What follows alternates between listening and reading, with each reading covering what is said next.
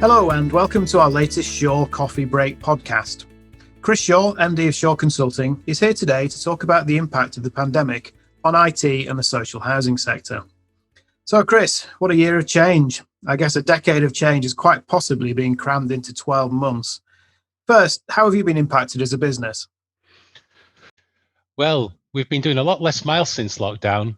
Previously, I was doing more than 25,000 miles a year and spending at least 2 to 3 nights away each week. We've obviously missed the face-to-face contact. However, it's not affected our ability to deliver projects. And in many cases, the volume of projects we've been delivering has increased. We've been using Microsoft 365 since it was launched back in 2010 and had started to use Teams much more on engagements prior to lockdown. Since then, we've been using Teams, WebEx, Zoom, and many other collaboration platforms on projects that we've delivered. And to be fair, Steve, it's worked really, really well.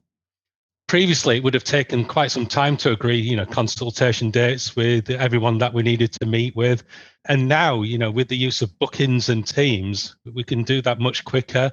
And it's resulting in that ability to deliver projects for customers in a faster time.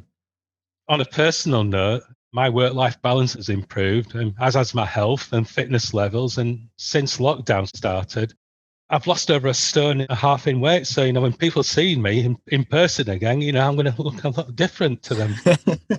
I wish I could say the same, Chris. I wish I could say the same. So taking it a little wider, I spoke in the introduction about the pace of change. What are the most dramatic changes you've seen? We've seen a huge adoption of Office 365 and Teams to facilitate staff being able to work from home. This has in turn led to changes in that desktop and server computing environment. And, particularly for organizations that might have had thin client infrastructures in place previously. For some organizations, that the wider transformation projects, we've seen a bit of a slowdown of these due to the spend and resources being redirected to establishing that more agile working environment, which has been required during lockdown. Social housing has been accused of being behind when it comes to embracing technological change. I think the pandemic probably left the housing association sector with no choice. How well has it adapted and what have been the big changes?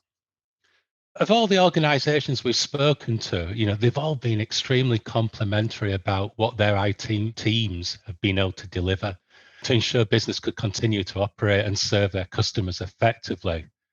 And they've said how well their staff have coped during this amount of change. Some have gone as far to say that maybe we need to reconsider how we deliver projects in the future and how much emphasis we should be putting on considering the impact of change on end users because they've coped so well. In adoption of the wider Office 365 solutions and the collaboration technologies, organizations have also made some big changes to their telephony and contact center platforms. And quite a few clients had dated environments which really weren't suitable for remote working. So we've seen quite a bit of spend in those areas as well. So this juggernaut of change shows no sign of letting up, really. What big changes can we expect to see next for social housing? I think inevitably there's going to be a consolidation and reconfiguration of office space to enable that more agile working and to support that mixed operating environment of people being in and out of the office, but still needing to meet together. Technology being implemented to better support that modern office environment.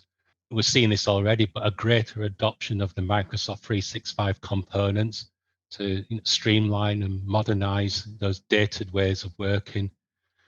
And we're seeing organizations implement and redesign some of their existing investments to become the digital workplace of the future, ensuring that everybody feels connected, whether you're in the office or you're working from home. I understand you're carrying out a survey of housing associations to find out how they've adapted, what technology they've embraced, and what they see as the next big changes on the horizon. Tell us a little bit about that.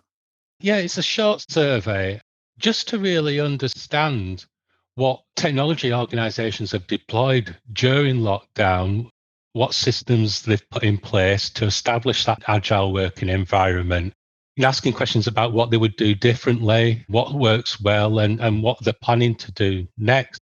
We're going to advertise this on our LinkedIn page and on website and on Twitter.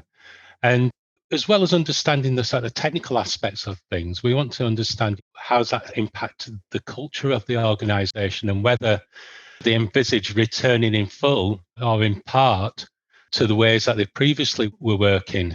The organisations that we've spoke to already have said they don't see themselves going back to how it was pre-lockdown. It will change forever, but they still see the office playing an important part in the way that they can interact with the colleagues. Okay, thanks, Chris. Look forward to hearing the results of the survey in our next podcast.